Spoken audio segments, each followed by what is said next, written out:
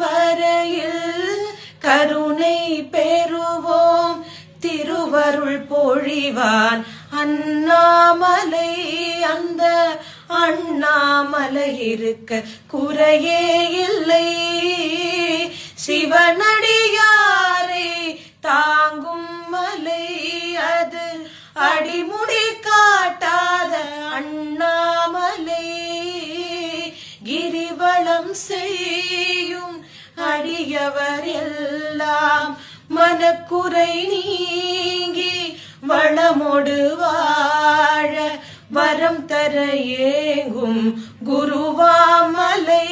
அந்த கருணை குருவாழும் அண்ணாமலை.